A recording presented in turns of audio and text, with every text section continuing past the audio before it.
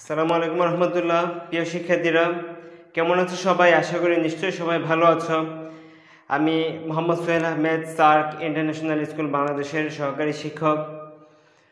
আমি তোমাদের সবাইকে ওয়েলকাম জানাচ্ছি সার্ক এডুকেশন ইউটিউব চ্যানেলের পক্ষ থেকে। প্রিয় শিক্ষার্থীরা, আজকে আমি ক্লাস 3 এর ইংলিশ সাবজেক্টের জেন্ডার চেঞ্জ বা লিঙ্গ পরিবর্তন এই বিষয়টা নিয়ে আলোচনা করব। আর এটা শেষে আমি আজকে একটা সিম্পল ফর্ম কিভাবে ফিল আপ করতে হয় তাও তোমাদের সাথে কথা হবে সিম্পল ফর্ম ফিল আপের বিষয় নিয়ে। তো প্রিয় শিক্ষার্থীরা, চলো আমরা দেখে আসি জেন্ডার চেঞ্জের আজকে আমি যেগুলো তোমাদের জন্য রেখেছি। জেন্ডার চেঞ্জ তোমরা অবশ্যই জানো যে মাস্কিউলিন থেকে ফেমিনিন, মানে পুরুষলিঙ্গ থেকে স্ত্রীলিঙ্গে পরিবর্তন, এই দুইটা কাজ। একটা কাজ পুরুষলিঙ্গ থেকে স্ত্রীলিঙ্গে পরিবর্তন, দ্যাট মিনস মাস্কিউলিন থেকে ফেমিনিনে পরিবর্তন করা। এইটাই পরীক্ষায় দেওয়া থাকবে, মাস্কিউলিন এইগুলো, আর আমরা পরীক্ষায় আনসার করব ফেমিনিন, এই রূপগুলা আমাদের লিখতে হবে। যেমন পরীক্ষায় যদি দেওয়া থাকে যে বয়, BOY বয়, তাহলে আমরা কি দিব? GIRL girl. দ্যাট মিনস বয় অর্থ কি? বালক, বয় অর্থ বালক। আর বয় ফেমিনিন বা পুংলিঙ্গ, স্ত্রীলিঙ্গ কি হয়? Girl, GIRL girl. গার্ল অর্থ কি? বালিকা। ঠিক আছে? ঠিক একই রকমভাবে আমরা যখন পরীক্ষা যদি আসে ব্রাদার, BROTHER ব্রাদার অর্থ ভাই, তাহলে আমরা কি লিখব? Sister, SISTER sister. সিস্টার অর্থ বোন, ভাই বোন। তারপর BULL বুল অর্থ বলদ বা ষাঁড়, তাহলে এটার পরিবর্তে আমাদের কি লিখতে হবে? COW cow. তারপর COCK কক, COCK কক। আর কক থাকলে ককের ফেমিনিন আমরা কি লিখব? HEN হ্যান, HEN হ্যান। দ্যাট মিনস কক মোরগ, আর HEN হ্যান মুরগি। ঠিক আছে? তারপর DOG ডগ অর্থ কি? কুকুর। আর BITCH বিচ, মানে কুকুরের স্ত্রীলিঙ্গ বোঝাচ্ছে। তারপর MAN ম্যান, আর WOMAN উইমেন, ম্যান উইমেন। তারপর MAL মেল, মেল থাকলে আমরা কি দিব? Female, FEMAL। এটা একদম সহজ, দেখো মেলের আগে এখানে শুধু জাস্ট FE ফি আমরা যদি যোগ করে দেই তাহলে কি হয়ে যাচ্ছে? মেল ফিমেল, বানান একদম ইজি। তারপরে একটা হচ্ছে HORSE হর্স, হর্স। আর ঘোড়া, আর মেয়ার, MARA মেয়ার। তাহলে এটা হর্স মেয়ার, তাহলে কি হয়? ঘুটকি, ঘোড়া ঘুটকি। তাহলে হর্স থাকলে আমরা কি দিব? মেয়ার। ঠিক আছে?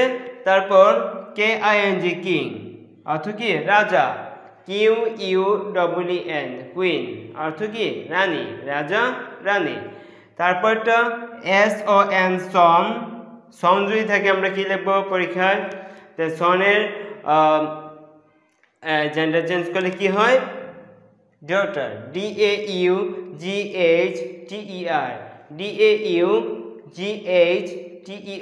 Daughter, son daughter, son daughter মানে পুত্র, আর কি? বালিকা, পুত্র কন্যা। তারপর UNCLE uncle, uncle AUNT aunt, uncle aunt. Uncle যদি চাচা, তাহলে আন্ট কি হবে? চাচি। তারপর nephew, nephew NEPHEW nephew, nephew চাচাতো ভাই এরকম। আর এটা কি? নিস, NICE নিস। নেফিউ নিস, নেফিউ নিস। নেফিউ চাচাতো ভাই, আর সরি নেফিউ চাচাতো মানে কি বোঝাচ্ছে, ভাতিজা বোঝাচ্ছে।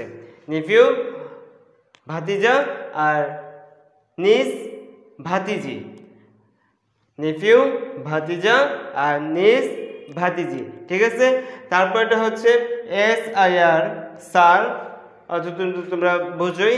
আর স্যারের ফেমিনিন কি হচ্ছে ম্যাডাম, ঠিক আছে। তারপর আমি ওই পাশে দুইটা লিখেছি দেখো, OX ox, COW cow, ox cow, ওইটা ওই আগে একটা দেখো আমরা লিখেছিলাম বুল কাউ, ওইটা একই রকম। কখনো কখনো বোলের জায়গায় অক্স ব্যবহার হয়, আর তাহলে কি হয় অক্স একই রকম। বোল যেরকম বোলের ফেমিনিন যেরকম কাউ, অক্সের ফেমিনিনও কাউ। তারপরে টাইগার, TIGER টাইগার, টাইগার ভাগ টাইগ্রেস, TIGRESS টাইগ্রেস, টাইগার ভাগ টাইগ্রেস ভাগিনী, ঠিক আছে। প্রিয় শিক্ষার্থীরা, এই হচ্ছে আজকের ফেমিনিন মাস্কুলিন থেকে ফেমিনিনে পরিবর্তন, এই ছিল এইগুলো ছিল আজকে। তো আমি এখনই তোমাদের একটা সিম্পল ফর্ম কীভাবে পরীক্ষায় আনসার করতে হয় ওইটা তোমাদেরকে বুঝিয়ে দেবো। জাস্ট ফিউ সেকেন্ডের মধ্যে আমি আসছি।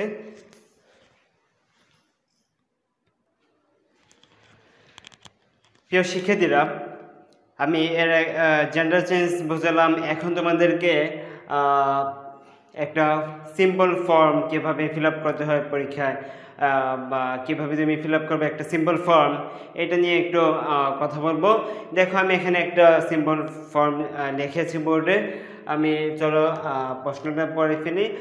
এখানে দেখো আমি উপরে লিখেছি যে সাপোজ, সাপোজ অর্থ কি মনে করা, সাপোজ অর্থ মনে করো you are Kamal, you are Kamal মানে ধরো বা ভাব ধরে নাও, মনে করো তুমি হলো কামাল, মানে তোমার নাম যাই হোক, ধরো তোমার নাম মিনহাস, কিন্তু তোমার পরীক্ষায় যদি এভাবে উল্লেখ থাকে যে সাপোজ ইউ আর কামাল, তখন তুমি মিনহাস নামটা পরিবর্তে মিনহাজের পরিবর্তে লিখতে হবে কামাল, ঠিক আছে। এটা মনে রাখবা। আর যদি এইভাবে না থাকে, সাপোজ ইউ আর কামাল, এটা নাও থাকতে পারে, যদি না থাকে তাহলে তুমি তোমার নামটাই লিখবা। আর যদি এইটা এইভাবে দিয়ে দেয় পরীক্ষার প্রশ্নে যে সাপোজ ইউ আর কামাল, তখন কিন্তু তুমি তোমার নাম মিনহাজ বা অন্য যে কোনো তোমার নাম যেটা তোমাদের যে নাম, ওই নামের পরিবর্তে তোমাদের লিখতে হবে এইটা এখানে প্রশ্নে যেটা দেওয়া থাকবে, ঠিক আছে। তারপর আমি এখানে ইউ ওয়ান্ট তুমি চাও, ইউ ওয়ান্ট তুমি চাও টু বি এ মেম্বার, একজন সদস্য হতে, মেম্বার হতে সদস্য, একজন সদস্য হতে চাও তুমি, অফ এ ক্লাব একটা ক্লাবের, একটা ক্লাবের সদস্য হতে চাও, ইন ইয়োর স্কুল তোমার বিদ্যালয়ের, ইন ইয়োর স্কুল তোমার বিদ্যালয়ের একটা ক্লাবের সদস্য হতে চাও তুমি। Fill in the following form, fill in the following form, following নিচের ফর্ম অর্থাৎ ফর্ম বুঝতেই পারছো। আর ফিল মানে কি পূরণ করো। To give your personal information, personal ব্যক্তিগত ইনফরমেশন তথ্য, তোমার ব্যক্তিগত তথ্য গিভ দিতে, তোমার ব্যক্তিগত তথ্য দিতে। Fill in the following form নিচের ফর্মটি ফিল আপ করো, ঠিক আছে। তো আমরা চলো এখানে মেম্বারশিপ কার্ড, আমি একটা কার্ড এখানে রেখেছি মেম্বারশিপ কার্ড। তো মেম্বারশিপ কার্ডে কি কি তথ্য জানতে চাইতে পারে, এরকমই থাকতে পারে যে ফার্স্টে দেওয়া থাকবে যে name of the applicant, applicant মানে আবেদন, যে আবেদন করবে আবেদনকারীর নাম, নেম অফ দ্য অ্যাপ্লিক্যান্ট আবেদনকারীর নাম। তাহলে আবেদনকারীর নাম এখানে কি, তুমি যদি এইটা উল্লেখ না থাকতো তাহলে তোমার নাম, তোমার যে নাম ওইটাই লিখতা, বা যেহেতু প্রশ্নে এখানে নাম দিয়ে দেওয়া হয়েছে তাহলে আমরা ওই নামটাই লিখব। নেম অফ দ্য অ্যাপ্লিক্যান্ট কি কামাল,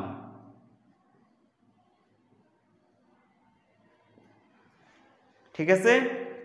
তারপরে এখানে যাচ্ছে mother's name, mother's name mother's name মায়ের নাম। মাদার্স নেম কিন্তু কামালের মায়ের নাম এখানে দেওয়া নাই।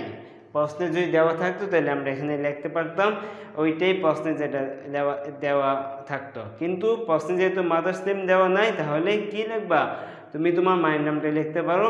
তাহলে এখানে যার যার মায়ের নাম লিখতে পারো।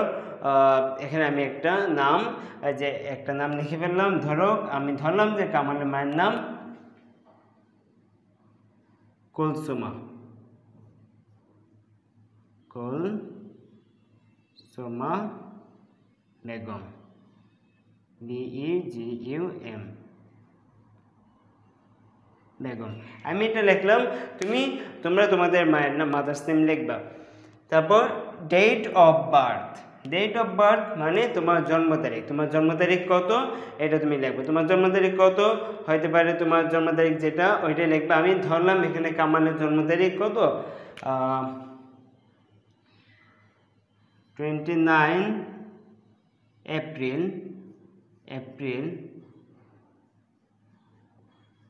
এপ্রিল দেখো এটা মাসের নাম। মাসের নাম অবশ্যই ক্যাপিটাল লেটার হবে। 29 এপ্রিল 2011 দিয়ে দিলাম। তাহলে ডেট অফ বার্থ 29 এপ্রিল 2011, অথবা তুমি তোমার যেটা তোমার ডেট অফ বার্থ ওইটাই তুমি লিখবা। আমি একটা আনুমানিক ধরে এটা লিখলাম 29 এপ্রিল 2011। তোমার যদি হয় 2010 তাহলে তুমি 2010 লিখবা। তোমার যদি হয় 2009 তাহলে 2009 বা 2011 বা 2012 তুমি লিখবা। আর এপ্রিলের জায়গায় যদি তোমার জানুয়ারি হয় জানুয়ারি লিখবা।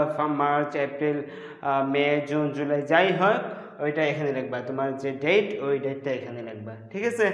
তারপর ইয়োর হবি, তোমার শখ। তোমার শখ কি? তোমার অবসর সময়ে তোমার কি করতে ভালো লাগে? তাহলে অনেকে অনেক রকম দিতে পারো, যে তোমার হবি দিতে পারো গার্ডেনিং, বাগান করা দিতে পারো, বা ট্রাভেলিং দিতে পারো। আমি এখানে দিলাম রিডিং,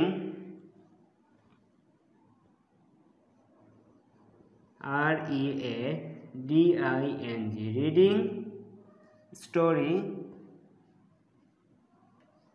বুক।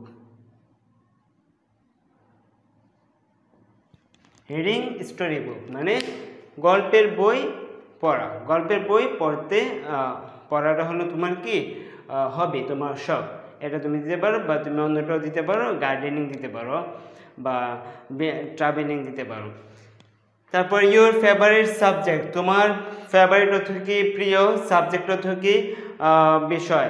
তাহলে তোমার প্রিয় বিষয় কোনটা? তোমার যদি বাংলা হয় বাংলা দিবা, ইংলিশ হলে ইংলিশ দিবা, যদি ম্যাথ হয় ম্যাথ দিবা, নো প্রবলেম। তোমার যেটা ভালো লাগে তোমার ওই সাবজেক্টের নাম লিখবে। আমি এখানে দিলাম ম্যাথ,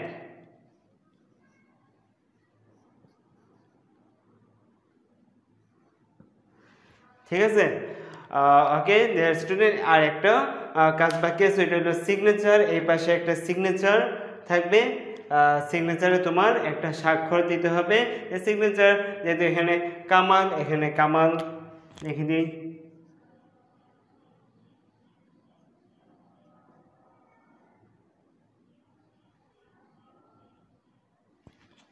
ঠিক আছে, সিগনেচারে তোমার নামের সংক্ষিপ্ত নামটা লিখে দিয়ে দিবা। এটাই তুমি যেভাবে চাও ওইভাবে সুন্দর করে দিবা। ওকে, ঠিক আছে প্রিয় শিক্ষার্থীরা, এই ছিল আজকের ক্লাসের আমার তোমাদের জন্য জেন্ডার চেঞ্জ। আমি প্রথম বোঝাইলাম মাস্কুলিন থেকে কীভাবে ফেমিনিনটা কীভাবে লিখতে হয়। তারপর হলো আজকে ওই যে সিম্পল ফর্ম একটা আমি তোমাদের বোঝালাম। আশা করি তোমরা অবশ্যই উপকৃত হবা। তো প্রিয় শিক্ষার্থীরা, তোমাদের অসংখ্য ধন্যবাদ জানাচ্ছি ভিডিওটা শেষ পর্যন্ত দেখার জন্য। তোমাদের সাথে নেক্সট ভিডিওতে দেখা হবে ইনশাল্লাহ। ততক্ষণ তোমরা ভালো থাকো। আল্লাহ হাফেজ।